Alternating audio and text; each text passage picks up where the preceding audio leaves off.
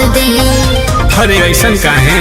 अरे का बताई हो मन करे पढ़ाई कोई छोड़ दे, कभी फारे कलम धके तोड़ दे, सभे घरे से पहरे लताक में कि तोहर सूरत समा जाला आँख में, जब हवे पियर फराक में, ना मोहब्बत उड़ावा मजाक में, जान लेबू का पियर फराक में, कि हमारा हिला तोहरे फिराक में, जब हवे पियर फराक में।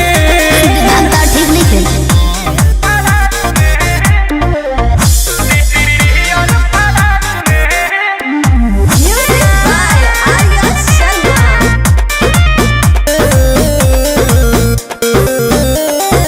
शहर के लड़का लो सारा बड़े सलू चावारा, राही में आए जाए तो करे ले गलत इशारा।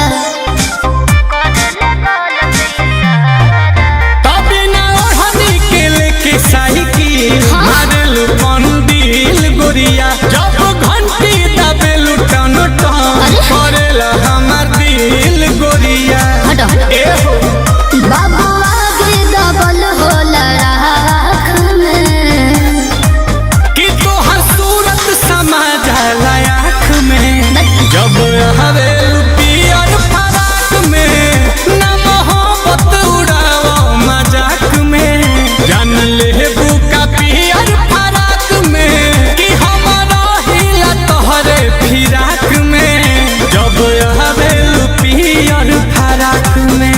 हाँ तो है ना, तारा का दिक्कत होता है।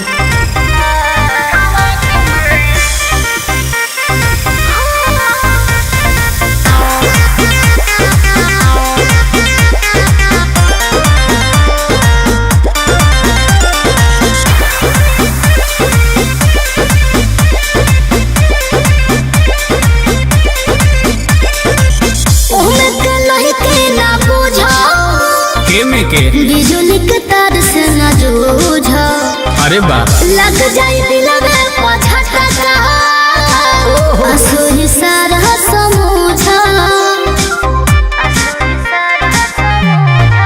तनिल कोमल हवे फेभिकी, एक बेरी जुड़ जइबू, होइबू कतनो सुगी उड़न बाज, छोड़ी के नहीं उड़ पाइबू।